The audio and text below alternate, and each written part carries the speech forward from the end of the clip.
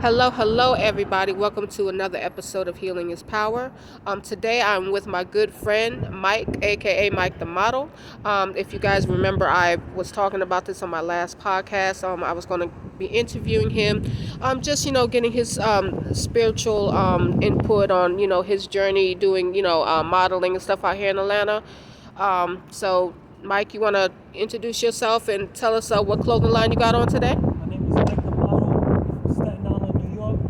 I got on Fresh and Blessed. It's a black owned clothing line from Minnesota. Nice. On Instagram, Fresh and Blessed. Fresh and blessed. All right. Thank you so much for that. So what part of New York did you grow up in? I grew up in Staten Island, New York, West Brain Projects. That's where I grew up at. Okay, that's what's up.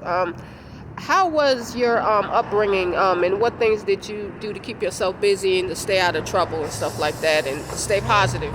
Growing up was hard because I was born and raised in the projects. But it's like, growing up in my neighborhood was hard because there was a lot of gang members, a lot of drug dealers, there was a lot of negativity. So to keep myself busy, I played basketball, played a little bit of football. Mm-hmm. I wrote some music, but the best way to stay positive when I was growing up was stay out the streets. Right. That was the best way for me to, stay out the streets growing up. Right. I understand that. Who inspired you the most coming up? My older brother, Shawnee, because growing up, I used to see him, new hat, new shoes, new jackets. That made me want to get some clothes and dress fresh. So to this day, my older brother, Shawnee, he's the one that inspires me. That's what's up. You talk to him a lot? I talk to him every day. When's the last time you saw him? I haven't saw him in years. Oh, wow. Because, transition from New York to Atlanta. Yeah. I talk to him all the time. That's what's up. It's always good to have somebody to look up to. Yes. When did you decide to move to Atlanta to pursue your modeling career? I just saw when COVID happened. When COVID happened in New York, all the stores were shut down. My job shut down. So I was just walking around looking like a zombie. I had friends tell me, come out here, come visit. So when I came out here to visit, I liked it and I wound up staying.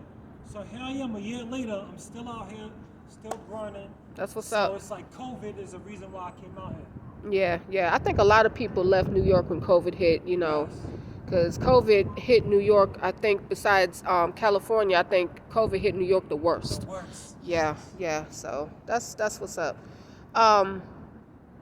What inspired you to become a male model? And also, why do you like to promote black-owned clothing line the most? So what inspired me to model? I used to do music, but when I was doing music, I wasn't getting the love and support I deserved. So, like I said, dressing fresh all the time, with new outfits on. My friends told me I should model. I didn't think I could be a model. But once I started doing photo shoots and seeing how the edits come out, I loved it and I fell in love with it. So I love modeling. I love it and I'm still here doing it and I'm going to keep going. That's what's up. I love to hear stuff like that, staying, positive and everything. And that's what this podcast is about, healing, staying positive. So, I really love that. On a spiritual level, I'm going spiritual with this. Can you tell the listeners out there, kind of like different things that you do to stay positive? Like, do you pray? How spiritual are you? Do you talk to God a lot? Like, what do you do on a spiritual note to stay positive, even when life hits you with unexpected things? Well, on a spiritual level, for me, I just pray. Pray, talk to God, talk to my partner, talk to my friends.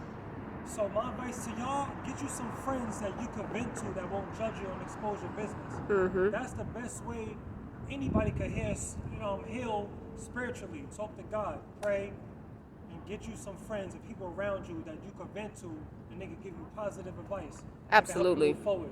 Yeah, they won't judge you and won't talk about you behind your back and stuff like that. Yes. That's a biggie. Yes. And any advice that you can give anybody out here that's trying to get into the modeling game, whether it's male or female, any advice? The advice I'll give to you, one, get you some business cards, get you a photographer that do some photo shoots for you, and watch out who you give your money to. Me as a male model, I've been scammed twice because I gave my money to the wrong people. People will sell you dreams just to get money out of you and won't do nothing for you. So my advice to y'all, watch who you do business with, watch who you give your money to, and invest in yourself. That's to any male model, anybody that want to model. Absolutely. I agree.